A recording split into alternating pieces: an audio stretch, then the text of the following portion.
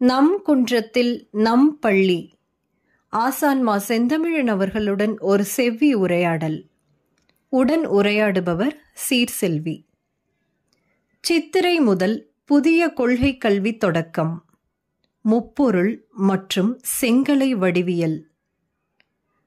ஆசான் மாணாக்கர் கூட்டமைவில் இணைய ஆம் இணைகிறேன் என 7412349881 என்ற எண்ணிற்கு செய்தி அனுப்பவும்.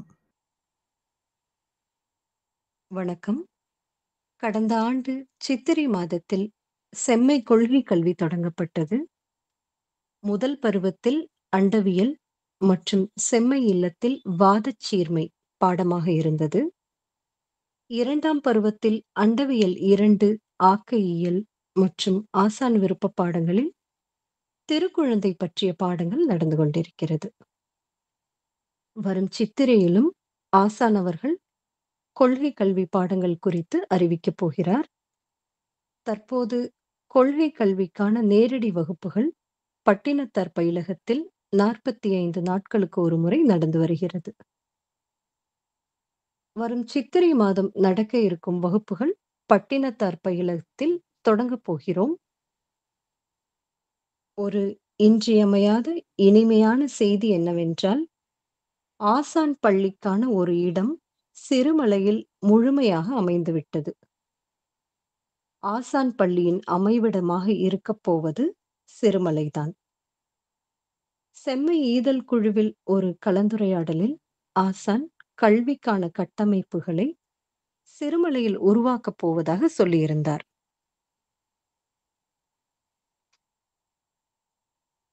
ஆசான் அவர்களின் உரைகள் நூல்கள் வழியாக உள்ளம் அடையும் மீட்பென்பது செயலை நோக்கி நம் அகத்தை வழிப்படுத்துவதற்கான ஒரு பெருவிசை. மாணவர்களாகிய நாம் இசைவுடன் இந்த செயல்பாடுகளில் கலந்து கொண்டு நமக்கான பள்ளியை அமைத்திடுவோம். சிறுமலையில் கல்வி என்ற தளம் அடுத்தடுத்த நிலைகளில் விரிவடையப் போகிறது. இது குறித்து நாம் ஆசானுடன் உரையாடலாம். வணக்கங்க. வணக்கம் சீர்செல்வி. சிறுமலையில் அமைய இருக்கும் ஆசான் பள்ளி பற்றி சொல்லுங்க. அங்கு இடம் எப்படி அமைந்தது? கட்டமைப்புகள் உள்ளனவா? இன்னும் என்னென்ன பணிகள் செய்ய வேண்டியிருக்குன்னு தெரிஞ்சுக்க நாங்க ரொம்ப ஆர்வமா இருக்கோம். ஆசான் பள்ளிக்கு என்று நாம் கருதி இருந்த இடம் செம்மைவனம். அது முதலில் அதிலிருந்து நம்ம தொடங்கிடுவோம். ஏன்னா கால்கோள் விழாவும் செம்மைவனத்தில் தான் இருந்தது. இப்போ ஆசான் பள்ளிக்குரிய கட்டமைப்புகளை படிப்படியாக இங்கே செம்மைவனத்திலையும் செய்துட்டு இருந்த முன்பு வெறும் சில கீற்று கொட்டகைகள் தான் இருந்தன. இப்போ கொஞ்சம் அடிப்படை சில கட்டமைப்புகள், குளியலறை, கழிவறை, ஒரு சின்ன பணிமனை, தங்குவதற்கு மாணவர்கள் தங்குவதற்கானது, நூலகம், இது எல்லாமே இப்போ கொஞ்சம் ஓரளவு வந்திருக்கு செம்மைவனத்தில். அந்த கால்கோள் விழாவுக்கு பிறகு கூடுதலாகவே சில அடிப்படைகள் எல்லாம் செய்துட்டோம். இன்னும் சிலது செய்துட்டு இருக்கிறோம். இப்போ செம்மைவனத்தில் நம்ம தொடர்ந்து சில தொழிற்பயிற்சிகளை நடத்திட்டு இருந்தோம். இப்போ மரபு கல்வி நடந்துட்டு இருக்கு. அது ஆசான் பள்ளியுடைய சில வடிவங்கள் இங்க எப்பவுமே இருந்துட்டு தான் இருக்கு. ஆனால் எனக்கு பொதுவாக ஒரு கருத்தா இருக்கும். அது எனக்கு சொற்களால் அப்படி எல்லாத்தையும் சொல்லிட முடியாது. அது எத்தனை முறை கேட்டாலும் நான் அது கருத்து தான் சொல்லுவேன். அதை எனக்கு ஒரு வடிவம் கொடுத்து சொல்ல இயலாது. அதுக்கு அது போல ஆசான் பள்ளியுடைய கருத்தும் அப்படிப்பட்டதுதான். இப்போ நான் ஆசான் பள்ளின்னு எதை கருத்தாக வைத்திருக்கிறேனோ அதை நான் செய்துதான் காட்ட முடியுமே தவிர அது என்னால ஒரு வரைபடம் போல சொல்ல தெரியாது. அல்லது நான் எனக்கு அது வரல, இது இப்படிதான் அப்படிதான் சொல்ல வரல. ஏன்னா நான் வாழ்க்கை நிகழ்வுகளை எல்லாம் நான் திட்டமிட்டெல்லாம் செய்யறதில்லை. அது உங்க எல்லாருக்குமே தெரியும். நான் ஒரு திட்டம் போட்டு எதையுமே செய்யறது கிடையாது. அது நிகழ்வுகள்ல என்னையும் இறைவன் இருத்துக்கிறான், அவ்வளவுதான். அந்த நிகழ்வுகள்ல என்ன நிகழுதுன்றது கூட அது என்னோட எந்த விதமான கட்டுப்பாட்டிலையுமோ அல்லது ஆளுமையிலையும் கூட இருக்காது. அப்படிதான் வாழ்க்கை எனக்கு இருக்கிறது. அதுல ஆசான் பள்ளி பற்றிய விருப்பமும் என்னுடையது அல்ல, என்னுடைய தனிப்பட்டதல்ல. அது நம் அனைவருக்குமானது. இதை நான் எப்படி வடிவமாக உள்வாங்கி கொண்டிருக்கிறேன் என்று சொல்ல முடியல. ஆனா ஒண்ணு புரியுது, செம்மைவனம் அதுக்கு வந்து போதுமானதாக இல்லைன்றது புரியுது. அது தெளிவா புரிஞ்சுட்டே இருக்கு. ஏன்னா இங்க என்னன்னா, செம்மைவனத்துல பொறுத்த வரைக்கும் அது வந்து பலருக்கு ஒரு ஒரு அடைக்கலம் தரும் இடமா வந்து ஒரு ஏதோ ஒரு சூழலில் அரவணைக்கும் இடமா இருந்துட்டே இருக்கு. அது எப்பவுமே அப்படி இருந்துட்டு இருக்கு. அதுல பள்ளி நடத்த முடியாது. இதுதான் ஒரு பள்ளின்றது. என்னன்னா ஒரு கற்பித்தல் மட்டுமே முதன்மை. வேற எந்த செயல்பாட்டுக்கும் அங்க இரண்டாவது மூன்றாவது இடம் தான். சில செயல்பாடுகள் வேண்டான்னு நிறுத்தணும். இது வந்து ஒரு பள்ளிக்கான ஒழுங்கு. அப்ப ஆசான் பள்ளின்னும் பொழுது அது இன்னுமே அது கராரா நடந்துக்க வேண்டிய ஒரு அது ஒரு வடிவம். அது ஆசான் பள்ளின்றது நிறைய கரார் தன்மை, கண்டிப்பு இருக்கணும். கடுமை ஒழுங்குகள் மிக தெளிவா இருக்கணும். இப்ப செம்மைவனத்துல அதற்கான வாய்ப்பு குறைஞ்சிட்டே தான் போயிட்டு இருக்கு. இங்க என்னன்னா செயல்பாடுகளுக்கான பரப்பாக அது மாறிட்டு இருக்கு. நிறைய செயல்பாடுகள் இருக்கு. நிறைய மக்கள் இப்ப என்ன சந்திக்க வர்றவங்களும் நீங்க பாத்தீங்கன்னா நான் ஒரு 5 நாள் 6 நாள் தான் தொடர்ந்து இங்க தங்குவேன். அதுல எப்படி பார்த்தாலும் ஒரு 2-3 நாட்கள் இதுல சந்திப்புலயே போயிடும். உடல் நலத்துக்காகவோ வேற ஏதோ ஒரு வழிகாட்டலுக்காகவோ வர்றவங்க வந்து இப்போ முன்ன விட கொஞ்சம் எண்ணிக்கை அதிகமாக தான் இருக்கு. அப்போ இந்த மாதிரி ஒரு சூழல்ல பள்ளி நடத்த முடியாது. கற்பித்தல்னா எனக்கு ஒரு ஒரு சூழல் எனக்கு என்ன வேணும்னா ஒரு தனிமை வேணும். ஒரு கற்பித்தலின் போது ஒரு தனிமை இருக்கணும். மாணாக்கராச்சு நானாச்சு வேற எதுவும் இல்லை அப்படின்னு இருக்கணும். அப்புறம் அமைதி இருக்கணும். இப்ப செம்மைவனத்துல அது ஒரு மாதிரியான அமைதி தான். இங்க என்னன்னா பல உயிரினங்களும் நம்ம கூட சேர்ந்து இருக்கிறதுனாலையும் குழந்தைகள் சிறுவர்கள் எல்லாம் ஒரு கூட்டமா இருக்கிறதுனாலையும் அது ஒரு பெரிய ஒரு வகையான கூட்டு வாழ்க்கை தான். இங்க செயல்பாடுகளும் நிறைய இல்லையா. ஒரு பக்கம் வேளாண்மை நடக்கும், ஒரு பக்கம் ஆடு மாடுகள் இருக்கும், அது தொடர்பான பணிகள் இருக்கும். இன்னொரு பக்கம் கொஞ்சம் தச்சு பணிகள் நடந்துட்டு இருக்கும். ஏதோ ஒண்ணு செயல்பாடு தான். காலையில எழுந்திரிச்ச அந்த சூழல் வந்து ஒரே உற்சாகமா பரபரப்பா இரவு வரைக்கும் இருக்கும். இப்போ ஆசான் பள்ளியில இந்த அளவு செயல்பாடு இருக்கக்கூடாது. செயல்பாடு இருக்கணும். ஆனா அது கூடுதலான ஒரு தனிமையும் அமைதியும் வேணும் மாணாக்கருக்கும் எனக்கும். ஒரு நிலை இருக்குது. அப்போ எங்க நம்ம எங்கதான் நம்ம அந்த பள்ளி இன்னொன்னு வரும் அப்படின்னு எனக்குள்ள ஒரு ஏக்கம் இருந்தது. இதே காலத்துல இது ஒரு கடந்த ஆண்டு என்ன ஆயிடுச்சுன்னா, இப்ப ஒரு 100 இடம் எனக்கு ஒரு இடம் தேவைப்படுது. இந்த பள்ளிக்காக நல்ல பள்ளிக்காக தான் செம்மைவனம் நினைச்சிட்டு இருக்கிறேன். அப்ப எனக்கு என்னன்னா ஒரு ஒரு ஒரு அயற்சியா இருக்கு. நம்ம கொஞ்சம் ஓய்வு எடுக்கணும். வேற எந்த வேலையும் செய்யாம ஒரு தனிமையில ஒரு ஓய்வு எடுக்கணும். அல்லது ஏதோ ஒரு எழுதணும், சும்மா இருக்கணும். இந்த மாதிரியான ஒரு இளைப்பாறுதலுக்கு ஒரு இடம் இருக்காதா அப்படின்னு ஒரு தேவையும் ஒரு ஏக்கம் வர தொடங்குனுச்சு கடந்த ஆண்டு. ஏன்னா நான் எங்க போனாலும் வந்து கூட்டம் ஆயிடுது இல்லையா. எங்க போனாலும் ஒரு 4-5 பேர் வருவாங்க, யாராவது சந்திக்க வந்துருவாங்க. அந்த மாதிரி அப்புறம் என் கூட இருக்கிறவங்க எல்லாருமே வேலை செய்ய தொடங்கிடுவாங்க. வேலை செய்யலைன்னா நம்ம கூட அவங்களால நெருங்கிறதுக்கு இயல்பா என்னோட போக்கு அப்படித்தானே, என்னோட மனநிலை அப்படித்தான் இருக்கும். நானும் நான் ஒரு பேய்னா கூட இருக்கவங்களையும் பேயா மாத்தி விட்டுருவேன். பேயா இருந்தா தான் கூட இருக்க முடியும். அந்த மாதிரி சரி. அது மாதிரி இப்போ அப்படி பார்த்தா ஆதிரையெல்லாம் கூட இப்போ நாங்க வந்து அரட்டை அடிக்கிறதுக்குன்னே இருந்த ஒரு ஆதிரை கூட இன்னைக்கு என்னாச்சு, நானும் ஆதிரையுமே இப்போ வேலைகளை பத்தி தான்,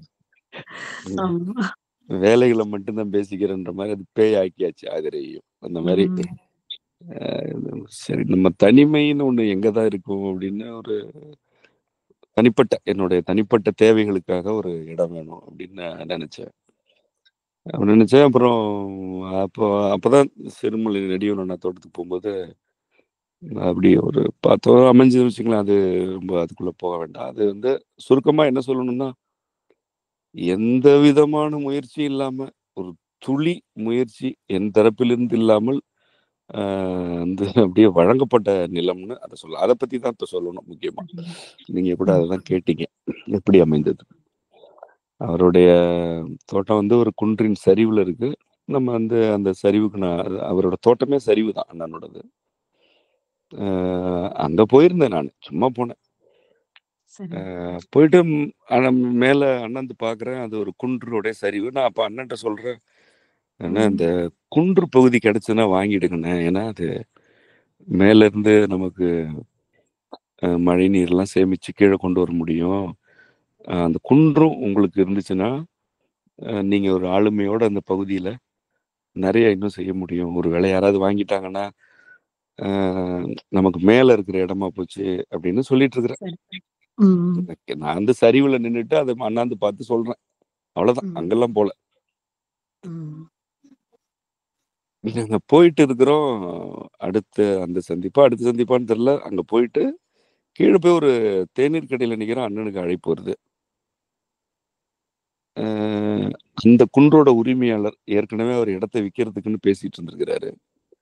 அவர் வந்து ஏதோ ஒரு வழக்கு இருந்திருக்கு அந்த இடம் தொடர்பா. சரிங்க.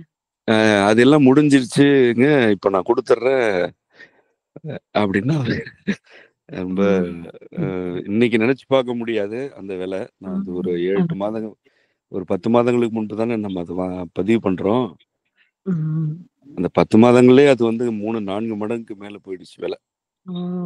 அப்படி ஒரு விலைக்கு அவரு தொலைபேசியில சும்மா நான் ஒரு தேநீர் குடிச்சு முடிக்கிறதுக்குள்ள பேச்சுவார்த்தை நடந்து முடிஞ்சு அண்ணன் சிரிச்சுட்டே சொல்றாரு. அண்ணன் சிரிச்சுட்டு சொல்றாரு, இப்ப அவரு தான் பேசினாரு, இப்படி ஒரு விலைக்கு அவரு ஒத்துக்கிறாரு. நான் இன்னும் குறைச்சு பேசுறேன். நான் சொன்னேன், அண்ணன் ரொம்ப குறைக்காதீங்கன்னா இதுவே மிக குறைவு அப்படின்னு சொல்லி அப்படிதான் அது வந்தது. அதுல என்னன்னா நமக்கு அது வந்து அது வந்து பரப்பளவு அந்த மொத்த பரப்பளவு வாங்க முடியாது. ஒரு 3 ஏக்கருக்கு சற்று குறைவு. அது வாங்க இயலாத தொகை எனக்கு அது. அவர் ஒரு பகுதிக்கு அதுல ஒரு பகுதி மட்டும்தான் என்னால அப்பொழுது அதுக்கான தொகை இருந்தது. அது மொத்தமா தான் அவங்க கொடுக்குறாங்கன்றப்ப அது ஒரு என்ன பண்றதுன்றப்ப தெரியல, என்ன பண்ண போறோம்னு தெரியல. அது இப்படி ஒண்ணு வந்திருக்குது அப்படின்னு பேசிட்டு விட்டுட்டோம். அது அதுக்கப்புறம் என்னென்னவோ நடந்தது. நான் அதை வேற யாருக்கும் கொடுக்க சொல்லிட்டேன். நீங்க கொடுத்துருங்கண்ணே, நீங்க எனக்கு வேண்டாம், என்னால முடியாதது.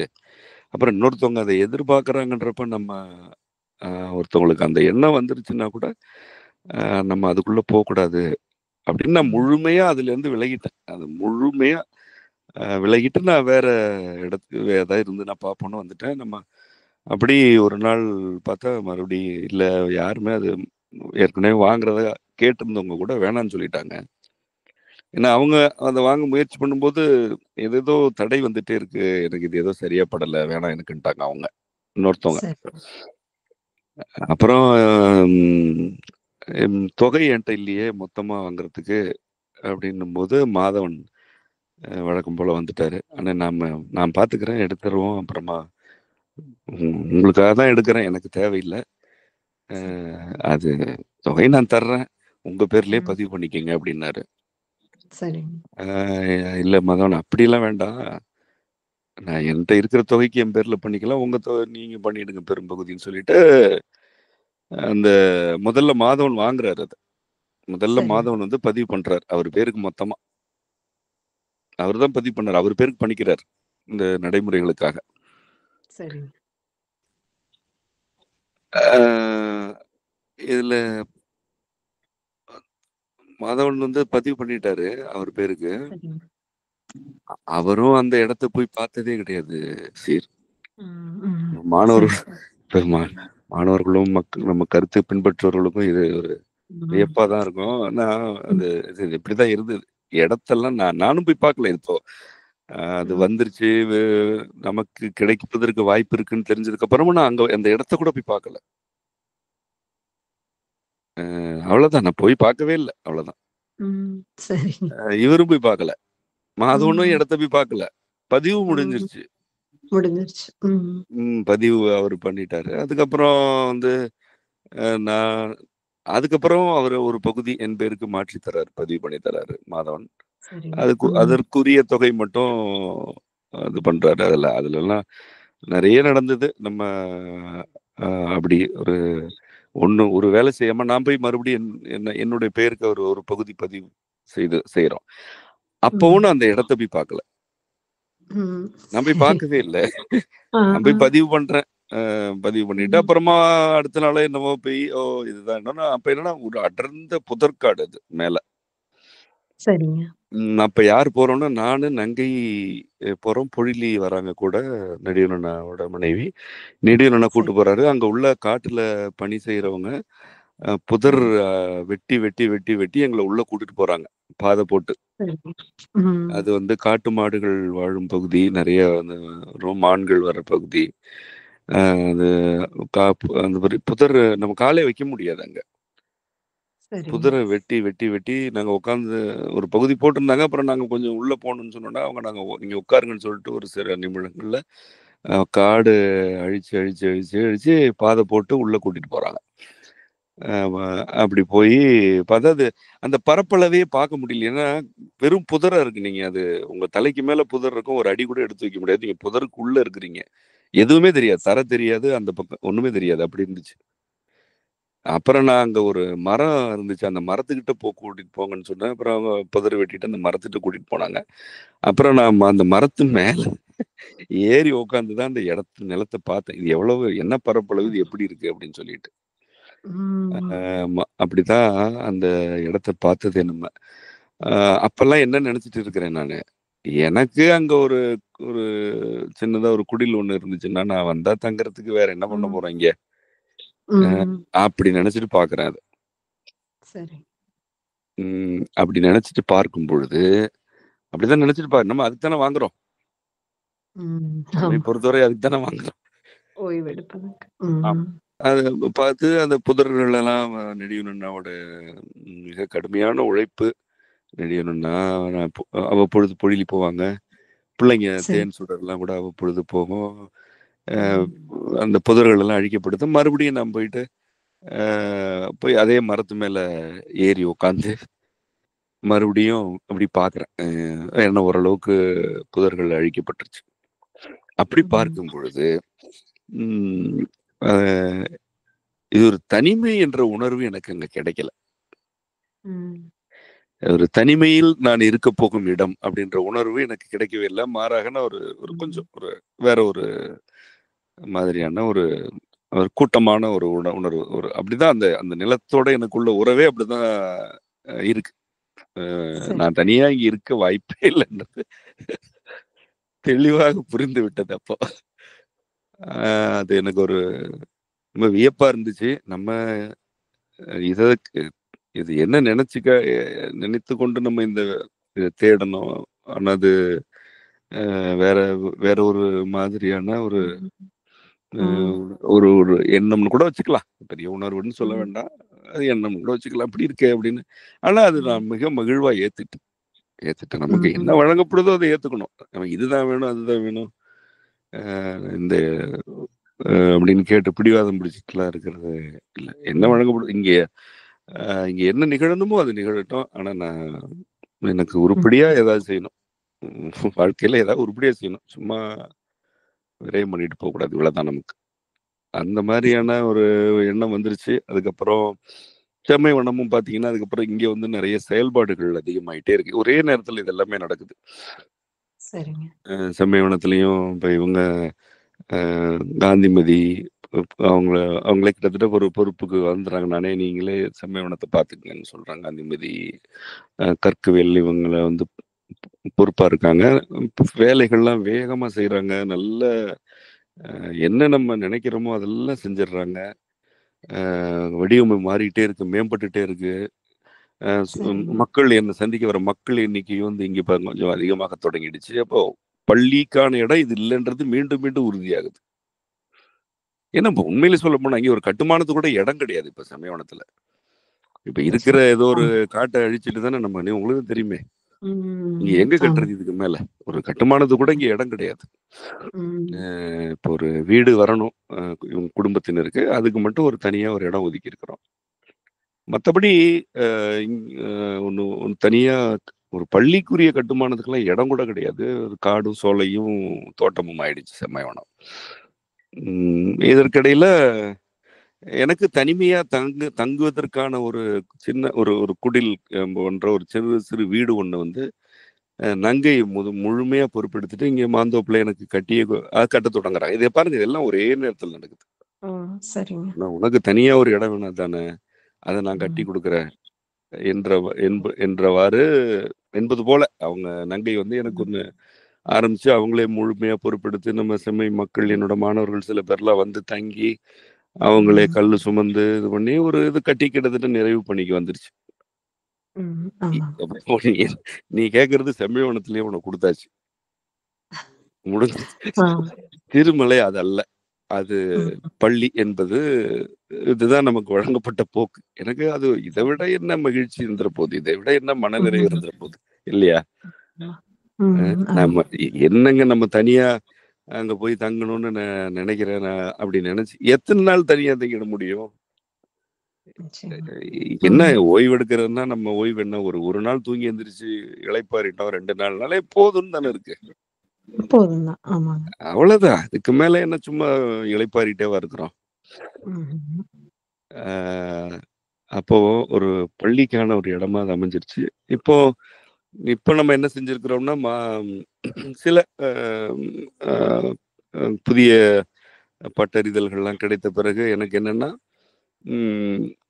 பள்ளின்னு வந்துருச்சு. அங்க இன்னும் சிலது நம்ம செய்ய போறோம். சில கட்டமைப்புகள்லாம் செய்யணும்னா, முழுக்க என்னுடைய ஒருத்தர் பேர்ல இருக்கட்டும். அது என்னுடைய பெயர்லயே இருக்கட்டும். ம். அப்பதான் முழுமையா ஒரு ஏதாவது செய்யறதா இருந்தாலும் செய்ய முடியும். ஒரு அ எதிர்காலத்துக்கு அடுத்தடுத்த அ தலைமுறையினர் வரும்பொழுது கூட, சரி. அது ஒரு ஒரு ஏதோ ஒருத்தர் பேர்ல இருந்துரட்டும் அப்படின்ற சில கருத்துக்கள் ம். எனக்கு வந்தது. அதுக்கு பல காரணங்கள்.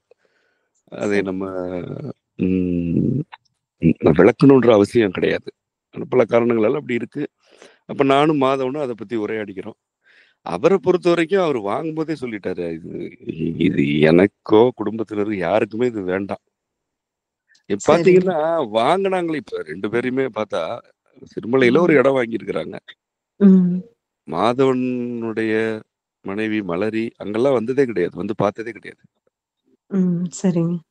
நெறியோனே ரொம்ப பின்னாடி தான் வந்தான், ரொம்ப பின்னாடி சரி. வந்தான். இப்ப இங்க என்னோட ம். தரப்புலையும் பாத்தீங்கன்னா இது வரைக்குமே காந்திமதி சிறுமலைக்கு வந்தது கூட கிடையாது. சரிங்க.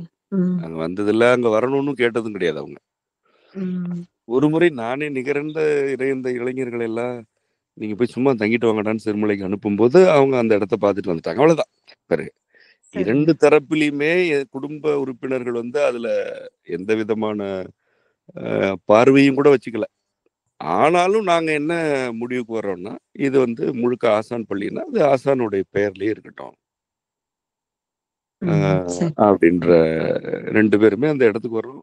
ம். முழுமையாகவே அதை வந்து மாதவன் என்னுடைய பெயருக்கு மாற்றி எழுதி கொடுத்துட்டாரு. அதுக்கு அவரு ம், தொகை வேண்டாம்னு சொல்லிட்டாரு. ஆனா நான் வந்து எனக்கு ஒரு பொறுப்பு இருக்கணும்னு நான் பொதுவா நினைப்பேன். சும்மா வாங்கிட்டே இருக்கக்கூடாதுன்னு. அதனால ஒரு ஒரு பகுதியா தொகை கொடுக்கறதுக்கு ஒரு பகுதி கொடுத்துருக்கேன். அவர் என்ன சொல்லிட்டாரு, நீங்க எனக்கு கொடுக்க வேண்டாம். நீங்க ஒருவேளை என்ன நான் பிடிவாதமா கொடுப்பேன். அப்ப நீங்க கொடுக்குறீங்கன்னா கட்டமைப்பு செலவுக்கு தான் நான் அதை பயன்படுத்துவேன். எனக்கு அந்த தொகை வேண்டாம்னு சொல்லிட்டாரு. அப்படியே நடந்துகிட்டும் இருக்கிறாரு. ஏற்கனவே நம்ம கொடுத்த தொகைய இப்ப கட்டமைப்பு செலவு அவரு தான். அங்க கொஞ்சம் சில பொருட்கள்லாம் வாங்குறோம். மழைநீர் தொட்டிகள்லாம் சேமிப்புக்கான இது பண்றோம். அது எல்லாமே அவரு தான் பார்த்துட்டு இருக்கிறாரு. இதுதான் இதுல என்ன முயற்சி இருக்குது? எனக்கு என்ன நான் செஞ்சேன்? ஒண்ணும் செய்யல. அந்த இடத்த கூட போய் பார்க்கல. அப்படியே அப்படி எடுத்து ஊட்டி விடுறது தான் நிகழ்ந்தது. இப்போ அது மட்டும் இல்லாம இப்ப என்னன்னா, அந்த நம்ம குன்றுக்கு போறதுக்கு பாதை கிடையாது. இது சாலை கிடையாது. சரிங்க. நிறுத்திட்டு வாகனத்தை நிறுத்திட்டு ஆமாமா. அது நடந்து போகணும். மேல ஏறுறது ஒரு 40 நிமிடங்கள் ஆகும். கொஞ்சம் ஊர்ல இருந்து மேல ஏறி போறதுக்கு. ஆனா அந்த ஒரு வாகனத்துல போறோம்னா கூட அவங்க குதிரையில போவாங்க முன்னாடியெல்லாம். இப்போ குறைஞ்சிருச்சு அது. வாகனத்துல கூட குலுங்கிட்டே இருக்கும். அந்த ஜீப்ல போனாங்கன்னா கூட குலுங்கி தான் போவோம். அதுக்கு இந்த தேன் சுடர்ல வந்து இறங்கி நடந்து போவோங்க. இதுல நீங்க நாங்க நடந்து வந்துடணும் வேகமா. இந்த வாகனத்துக்கு முன்னாடி அதுக்கு முன்னாடி நடந்து போயிடுங்க. அது மாதிரி ஒரு இடம். அப்புறம் நம்ம பேசி முடிக்கிறோம். அந்த பதிவெல்லாம் பண்ணதுக்கு அப்புறம் சாலை போட்டுட்டு இருக்கிறாங்க. ஆமா, சாலையை போட்டுட்டு இருக்காங்க. அதெல்லாம் தானாவே நடந்துட்டு இருக்கு. இப்போ ஏன்னா எங்களுக்கு என்ன ஒரு கவலை வந்துருச்சுன்னா, இது பள்ளின்னுனா குடில்களே நிறைய அமைக்கணும், கழிவறை குளியலறை எல்லாம் வேணும். பொருள் எடுத்துட்டு போக முடியாது. ஏன்னா அது பாதையே கிடையாது. அது நீங்க அதுல குதிச்சுதான் வந்து வாகனமே போகும். அதுல ஒரு சரக்குந்தெல்லாம் போக வாய்ப்பே கிடையாது அதுல. எப்படி நம்ம ஒரு செங்கல் எடுத்துட்டு போகணும்னா கூட கொண்டு போக முடியாது. நாங்க அப்படியே தேங்கி தான் நிக்கிறோம் மனதளவுல. இது என்னடா அது இப்படி மேல செங்கல் கூட எடுத்துட்டு போக முடியாது. அதாவது ஒரு காடு, நல்ல அற்புதமான காடு. மின்சாரம் கிடையாது, ஒண்ணும் கிடையாது. ஒரு செங்கல் கூட எடுத்துட்டு போக முடியாது அங்க. அப்படின்னு என்ன பண்றதுன்னு தெரியல அப்படின்ட்டு நான் சொல்றேன். நம்ம பள்ளி வந்து ஆசான் பள்ளி அங்கதான் வரணும். நம்ம எப்படியும் சித்திரையில வகுப்பு தொடங்கணும் அப்படின்னு நான் சொல்லிட்டு இருக்கிறேன். நான் எப்ப சொல்றேன்னா போன மார்கழியிலேயே சொல்றேன். பார்த்தா தை மாதத்துல இருந்து சாலையை போட ஆரம்பிச்சிட்டாங்க. ஒரு 15-20 நாள்ல அது சாலை முடிஞ்சிடும். இப்ப நம்ம இப்போ பொருட்கள்லாம் ஏத்திட்டு போயிடலாம். கட்டுமானம்லாம் செய்யறது ஒண்ணும் சிக்கல் இருக்காது. நம்ம ஒண்ணுமே செய்யறது இல்ல. அது தானே என்னென்ன நிகழணுமோ அதெல்லாம் நிகழுது. அதுல நம்ம அதான் சொன்னல தொடக்கத்துல, நிகழ்வுகள்ல நான் இருப்பேனே தவிர நான் ஒன்னும் திட்டமிடுறது இல்ல. அதனால எனக்கு அதுல வந்து எது நிகழ்ந்ததோ அதுல ஒரு பெரிய பெருமிதத்துக்கும் வாய்ப்பு கிடையாது. அதுல வருத்தத்துக்கும் பெருசா வாய்ப்பு இருக்காது. நம்ம செயல இல்ல, நம்ம செஞ்சாதானே பெருமையும் வருத்தமும் வரப்போகுது. அதெல்லாம் ஒண்ணும் இல்ல. இந்த நிகழ்வு அதுல நம்ம இருக்கிறோம். அடுத்து என்ன நிகழணுமோ அது நிகழும். அதுல நம்மள இறைவன் வைத்திருந்தால் போதும் அப்படின்றதுதான் நிலை. இப்படித்தான் அந்த ஆசான் பள்ளிக்குரிய அந்த நிலம், அந்த அந்த ஒரு குன்று, அந்த குன்றின் மேல் பகுதி அமைந்தது நமக்கு. அதை நம்ம என்னோட மாணவர்களோடு அதை வந்து ரொம்ப மகிழ்ச்சியா தான் பகிர்ந்தேன். ஒரு மகிழ்ச்சியா இதை பகிர்ந்து கொள்கிறேன். நான் இவ்வளவு நாள் இதை பத்தி வெளியில பேச வேண்டாம் அப்படின்னு வச்சிருந்தோம். அது என்ன இப்போ அதுக்கான சூழல் வந்துருச்சு. அதை நம்ம வெளிப்படுத்தணும். அப்புறம் எல்லாரும் இணைந்துதான் நம்ம அதை உருவாக்கணும். அதை பத்தி நம்ம பேச போறோம். அதனால இது சொல்றேன் நான். செம்மைவனம் மாதிரி சிறுமலையில அமைய இருக்கும் அந்த ஆசான் பள்ளி, அந்த இடத்துக்கு பேர் ஏதாவது வச்சிருக்கீங்களா? நம் குன்று, அதான் அதோட பேர். நம் குன்றம். ரொம்ப அருமையா இருக்கு பெயர். நம் குன்றம், அதுதான் அதோடைய பெயர். அங்க நான் வந்து ஒரு சிறிய ஒரு திருவுருவம் ஒன்று வைத்தா கூட, ஒரு திருவுருவம் ஏன்னா நிச்சயமா ஒரு திருவுருவம் நான் இறைவனுடைய ஏதோ ஒரு வடிவத்தை நான் வைக்கணும்னு எனக்கு அவ்வளவு விருப்பம் இருக்கு. சரிங்க. அது ஒரு கற்குவியலா கூட இருக்கலாம். இப்ப நான் செம்மைவனத்துல என்ன செய்றேன், நீங்க பார்த்திருப்பீங்க நான் அறையில. நான் ம். ஓடைகள், காட்டு ஓடைகள் எல்லாம் கல்லு பொறுக்குறது எனக்கு ஆமாங்க. ஒரு வழக்கம். ஆமாங்க. அதெல்லாம் பொறுக்கி பொறுக்கி சேர்த்து வச்சிருந்தேன். அது எல்லாத்தையும் எடுத்து ம். ஒரு திருமேனி மாதிரி வடிவமைச்சு நம்ம சிறுவர்கள் எல்லாரும் சேர்ந்து வடிவமைச்சாங்க. அதை தூக்கி வச்சுட்டு அதுதான் எனக்கு எனக்கு வழிபாட்டுக்குரியது அதுதான். இல்லையா? நம்ம எல்லாரும் செம்மை நீங்க வளனாறு. எல்லாருமே கூட பூவெல்லாம் வைப்பாங்களே, நீங்களாம் கூட வைத்திருக்க வாய்ப்பு இருக்கு அங்க வரும்போது. ஆமாங்க. வர சிறுவர்கள் அங்க வரவங்க எல்லாம் கூட அங்க வந்து அந்த அஹ், வழி திருவுருவத்துக்கு பூ வைக்கிறது உண்டு. அது என்ன, அது வந்து கற்குவியல் தான். அது வந்து இறைவன் திருமேனின்னு நம்ம அப்படி எல்லாத்துலயும் இறைவன் இருக்கான்ல. அப்படி நம்ம அதை நம் உருவகமாக உணர்கிறோம். அது மாதிரி சிறுமலையில கூட நான் அப்படி ஏதோ ஒரு வகையில ஒரு திருவுருவம் இறைவனுக்கு வைத்து வைத்தால் அதுக்கு வந்து அவனுக்கு நம் குன்ற நாயகர் அப்படின்னு பேர் வைக்கணும்னு, குழந்தைக்கு அப்பா பேர் வைக்கிற மாதிரி அப்பாவுக்கு குழந்தை பேரு உள்ள நம்குன்ற பேரு நாயகர். நம் குன்ற ரொம்ப நாயகர் நல்லது. அப்படின்னு மனதுக்குள்ள நான் பேர் வச்சிருக்கேன் அவருக்கு. நிச்சயம். அது சிறிய கோயில் இல்ல, பெரிய கோயிலாக இல்ல உருவாகப்போகுது. அது கோயில் அதுக்காக வரும் நாங்க காத்துட்டு இருக்கோம். என்னன்றது அடுத்து அடுத்து ஒரு ஒரு கல்லா இருந்தா கூட அவர் நம் குன்ற நாயகர் தான். நிச்சயமா. அப்படிதான் நான் அதற்கு பெயர் மனதுக்குள்ள வச்சிருக்கிறேன். நம்ம அது ஏன் நமக்குன்றோம்னு சொல்றோம், அதுதான் இப்போ பாடம். அதைத்தான் நான் கற்பிக்கிறேன் மாணவர்களுக்கு. என்னன்னா, இது பாருங்க, இதை நான் வரைக்கும் சொன்னேன்ல, எனக்கு ஒரு இடம் வேண்டும், அப்படித்தான் நான் இதை தொடங்குறேன். எனக்கு ஒரு ஓய்வெடுப்பது, இளைப்பாறுவது ஒரு இடம் வேணும்ன்ற ஒரே முடிவுல தான் நான் இதை தொடங்குறேன். அது அப்படியே முயற்சியின்றி வழங்கப்படுது. அதில் பணி செய்தது கூட நான் ஒண்ணுமே செய்யல. எல்லா பணிகளும் நெடியலனை தான் பார்த்திருக்காரு, இப்போ வரைக்கும் பார்த்துக்கிட்டு இருக்கிறாரு.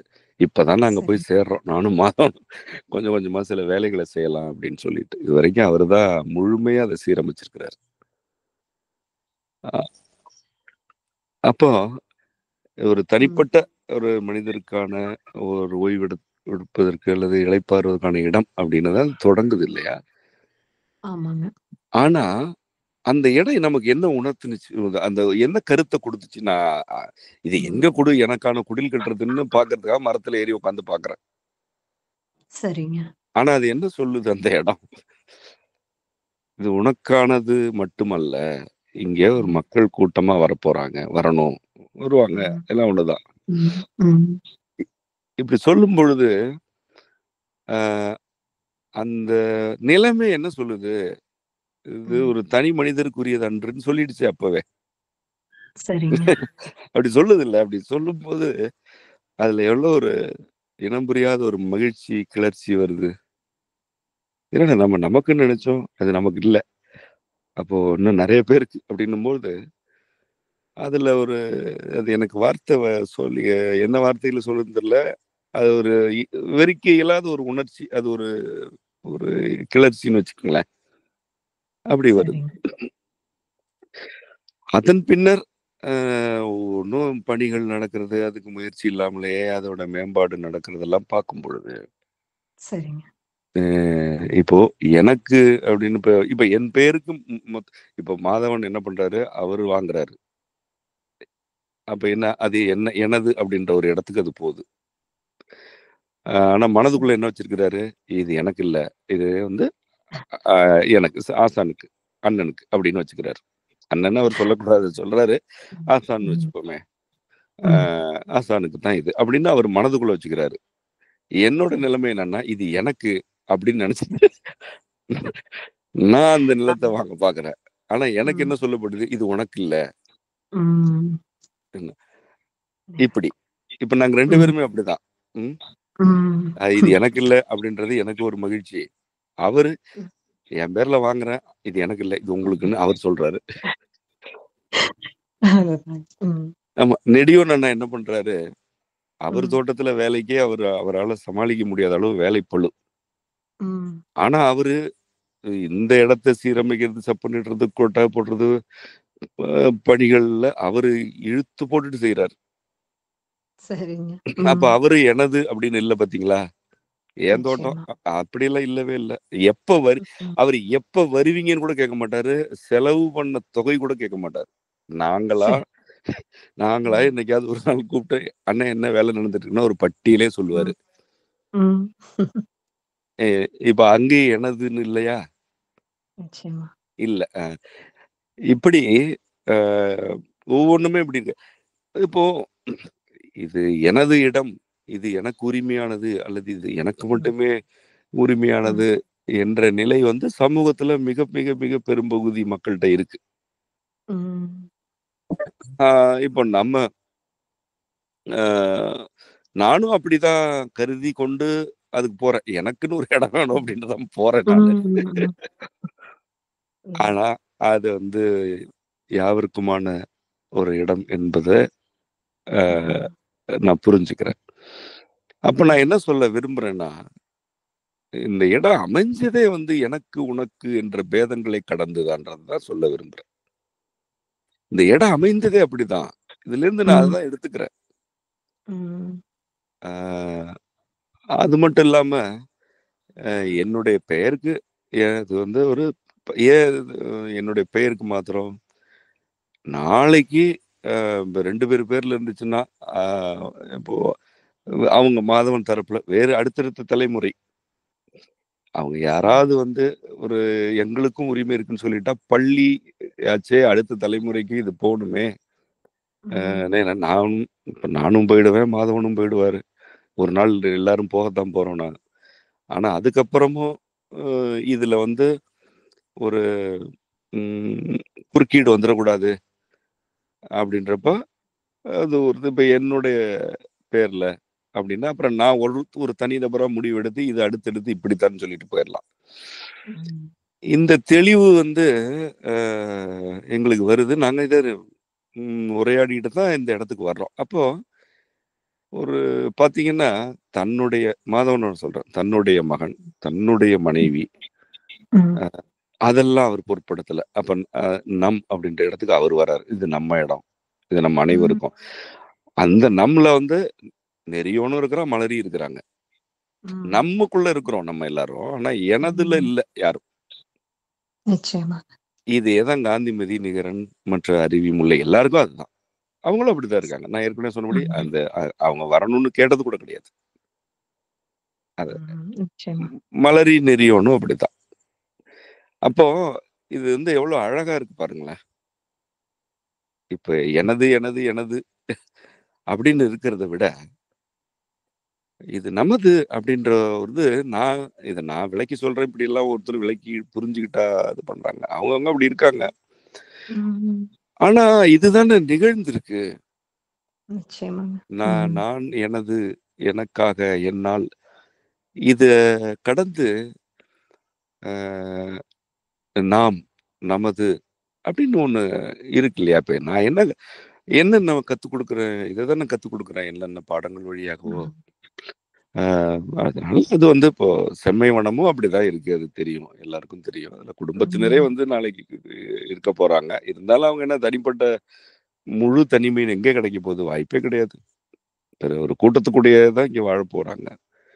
ஆ அங்கே அதுதான். ம். இது அப்படின்னு ஆயிடுச்சு. அதுல இன்னும் கராரான ஒரு ஆசானும், அவனுடைய மாணவர்களும் மட்டும்தான். இதுல வேற எந்த விதமான 2வது, 3வது கருத்துக்கு இடம் இல்லன்ற அளவுக்கு அது வரணும். எனும்போது, இ ஒரு முழு ஆளுமை என்னுடைய அ தரப்பில் இருக்க வேண்டியிருக்கு. ஆனா, நான் என் கைக்கு வந்துருச்சு. இப்ப என் கைக்கு வந்தோனே இது என்னோடது இல்ல. இது யாரோடது? ம். இது நமது. எனக்கு ம். வழங்கப்பட்டுருச்சு. ம். ஆனா எனக்கு இல்ல அது. என் வழியாக ம். இது நமக்கு. இது நம் ம். அனைவருக்குமானது. இது எனக்கும் என் மாணவர்களுக்குமான ஒரு களம் என்பது. அது நிச்சயமா. இப்ப பாருங்களேன், நம் குன்றம் நல்ல பொருத்தமான பேர் தானே அது.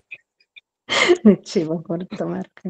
அ, ஒவ்வொருத்தருக்கும் நமக்குன்றங்கிற ஒரு உணர்வ அ, தான் இந்த பெயர் தரும். ஆமா. அப்ப அங்க ஒருத்தர் நம்ம ஒரு கல்ல தூக்கி வச்சு ம். கையெடுத்து கும்பிட்டா கூட அவர் நம் குன்ற நாயகர் ஆயிடுறாருல. ஆமாங்க. ஆமா, இதுதான் நம் குன்றத்தின் பெயர் காரணம். ம். ம். ரொம்ப நல்லா இருக்குங்க கேட்கறதுக்கே. ம். ஆசான் பள்ளியில மரபு பள்ளி, இளையோருக்கான மரபு கல்வி, தொழில் மாணாக்கருக்கான வேளாண்மை மற்றும் மரபு கட்டுமானம் இதெல்லாம் இங்க கற்றுக் கொடுக்கப்படுது. கொள்கை கல்வி நடந்துட்டு இருக்கு. தற்போது சிறாருக்கான அண்டவியல் வகுப்பு மாதம் 4 நாட்கள் நடைபெறுது. இதுல 45 மாணவர்கள் பதிவு செய்து தங்கள் பெற்றோருடன் வந்து தங்கி கற்றுக்கிறாங்க. இதன் அடுத்த கட்டமாக ஆசான் மாணாக்கர் கூட்டமைவு அமைய இருக்கு. ஆசான் மாணாக்கர் கூட்டமைவு என்பதற்கு என்ன பொருள்? அதன் ஒழுங்குகளும் நடைமுறைகளும் என்ன? இதில் மாணவர்களின் பொறுப்பு என்னன்னு சொல்லுங்க. ஆம். ஆசான் பள்ளியை பொறுத்த வரைக்கும் இப்ப உள்ள செயல்பாடுகள் எல்லாம் நீங்க ரொம்ப அழகா வரிசைப்படுத்திட்டீங்க. இப்போ சிறார் அண்டவியல் நடக்குது. அதுல ஒரு 40க்கும் மேற்பட்ட மாணவர்கள், பெற்றோர் இருக்காங்க. இது பட்டினத்தார் பயிலகத்துல இருக்கு. இசை பயிற்சி நடந்துட்டு இருக்கு. பட்டினத்தார் பயிலகத்துல நடக்குது. இசை பதிவுகளும் ஆசான் பள்ளியோடது தான். செம்மைவனத்துல மரபு பள்ளி கல்வி நடந்துட்டு இருக்கு. இது இல்லாம ஒரு சிலருக்கு தொழிற்பயிற்சிகளுக்கு தேவைன்னா வேளாண்மை இது பண்றோம். இப்போ நம்ம வாழ்வியல் தங்கல்னு ஒண்ணு தொடங்கி இருக்கிறோம். அந்த அடிப்படையிலையும் கற்பித்தல் நடந்துட்டு இருக்கு. இதெல்லாம் வந்து பட்டினத்தார் பயிலகத்திலையும் செம்மைவனத்திலையும் இடையறாமல் தொடர ஒன்று விட்டா ஒன்றுன்னு கற்பித்தல் நடந்துட்டு இருக்கு. ஆசான் மாணாக்கர் கூட்டமைவு என்ற ஒன்றை நம்ம ஒரு அமைவை ஏற்படுத்துறோம். இதுல இது என்னன்னா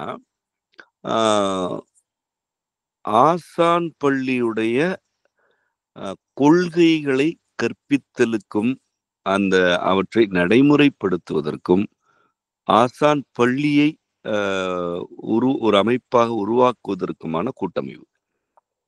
அதாவது கிட்டத்தட்ட இதுவரைக்கும் நம்ம பேசிட்டு இருக்கிற எல்லா செயல்பாடுகளுக்கும் தலையாய தலை போன்ற ஒரு கூட்டமைவு அது, ஒரு அமைவு அது. சரிங்க. அதுல நானும் என்னுடைய மாணவர்களும் இருக்கிறோம். அவங்க இது வந்து ஒரு கூட்டமைவா இருக்கிறோம். ஒரு கூடும் அமைவாக நம்ம இருக்கிறோம். இதுல பாடங்களை நம்ம இப்போ வந்து ஒரு கல்வி ஒரு ஒரு வகுப்பு அறிவிக்கப்படுகிறது. ஒரு ஒரு கல்வி, கொள்கை கல்வி அறிவிக்கப்படுகிறது. இந்த கல்வியை மாணாக்கர்கள் வந்து சேர்றாங்க. அதற்கு ஒரு கட்டணம் செலுத்துறாங்க. அதற்கு பிறகு அது முடிஞ்சிருது. அடுத்தது அறிவிக்கப்படுதுன்றது இப்ப இருக்கு. இப்ப நம்ம என்ன செய்யறோம்னா கூட்டமைவுன்றது அதுல ஒரு உறவு ஏற்படுத்தணும். அதாவது மாணவருக்கும் எனக்குமான உறவு, ஆசான் மாணாக்கர் என்ற உறவு, அதுதான் அடிப்படை. அப்போ அதுல வந்து நம்ம என்ன செய்யறோம்னா இந்த உறவை ஒரு அமைவாக்குறோம். இதுல ஒரு பாடத்துக்கு இதுதான் கட்டணம், அது இல்லை, அதை நீக்கிறேன். இந்த கூட்டமைவுல இருக்கிறவங்களுக்கு நான் நீக்கிறேன். அப்படி இல்லை. நாம வந்து நான் எதையெல்லாம் கற்பிக்க வேண்டும் என்று இருக்கிறதோ அதை நான் கற்பிச்சுட்டே இருப்பேன். என்னோட எனக்கு வழங்கப்பட்டது அது என்னோட தொழில். அது தொழில்னா இந்த தொழில் பற்றிய ஒரு உரை வந்திருக்கு. அதை கேட்டாதான் தொழில்னா என்ன சொல்ல புரியும். தொழில் செய்தல இறை ஒழுங்குன்ற உரை கேட்டா நான் எந்த பொருள்ல தொழில சொல்றேன்னு தெரியும். இறைவனோட ஒழுங்குகளை கற்பித்தல், அதுதான் தொழில், என்னோட தொழில். இது வந்து ஒரு கூட்டமைவின் வழியா இனிமே எப்படி இருக்கும்னா ஆசான் பள்ளிக்கு என்று ஒரு அடிப்படையான பங்களிப்பு தொகையை கட்டணம் போன்றது, ஆனா அடிப்படை பங்களிப்பு தொகை மாணாக்கர் கூட்டமைப்புல இருக்கிற மாணாக்கர்கள் செலுத்துவாங்க. அவங்க இப்போ 2 பாடங்கள் அறிவிக்கிறோம் அப்படின்னா 2 பாடத்தையுமே அவங்க வந்து அவங்களுக்கு வாய்ப்பு இருக்குன்னா 2 பாடத்திலயுமே சேர்ந்துக்கலாம். நாளைக்கு 3 பாடம் அறிவிக்கிறோம்னா 3 பாடத்துல கூட சேர்ந்துக்கலாம். அவங்க வந்து அந்த ஆசான் பள்ளியுடைய அங்கத்தினராகிறாங்க. அவங்க வந்து இப்ப செலுத்துவது கட்டணம் கிடையாது. ம். ஒரு கூட்டமைவுக்கான பங்களிப்பு தொகை அது. ம். அதாவதுங்க ஆ, இப்போ பசிக்கு உணவிடுக அப்படின்னு நம்ம ம். சொல்றோம். ஆமா. பசிச்சவங்களுக்கு உணவு கொடுங்க, அது ஒன்றும் பெரிய புண்ணியம் கிடையாதுன்றோம். ம். இது அன்னதானம்னு சொல்ற வழக்கம் இருக்குல்ல நாட்டுல. ஆமா. அ- அன்னத்தை தானமா கொடுக்கறது. என்னன்னா தானமா கொடுக்கற உணவு கொடுக்கறதெல்லாம் ஒரு அடிப்படையானது.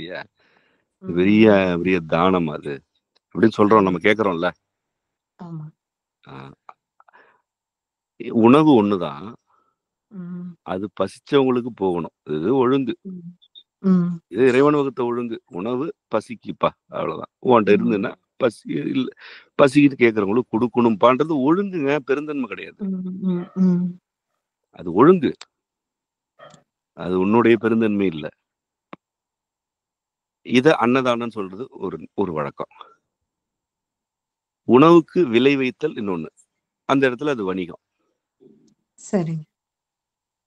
இப்போ உணவு பசிக்கு என்ற ஒழுங்குல இருந்து ஒண்ணு ம். வணிகமாகுது, இன்னொன்னு தானமாகுது. இது 2 பிரிவுகளாகுது. ம். ம். இந்த வணிகத்தை நேர்மையா செய்யுங்கன்னு சொல்லிட்டு தான் நம்ம வந்து உணாக்காப்பு செய்யறோம். சீர் உணவு செயல் திட்டத்தின் வழியா தொடர்ந்து செஞ்சுட்டு இருக்கிறோம். அது வணிகம் தான் செய்ய சொல்றோம் நம்ம அதுல. ஆனா ம். அதை இறை ஒழுங்குக்கு உட்பட்டு செய்யுங்க, நேர்மையா செய்யுங்கன்றோம். ம். அப்படி செய்யறவங்களுக்கு நம்ம ஆதரவா நிக்கிறோம். ஆமாங்க. இதே போலதான் ஒரு கல்விக்கு ஒரு கல்வின்றது இறை இறை ஒழுங்கு. சரிங்க. இத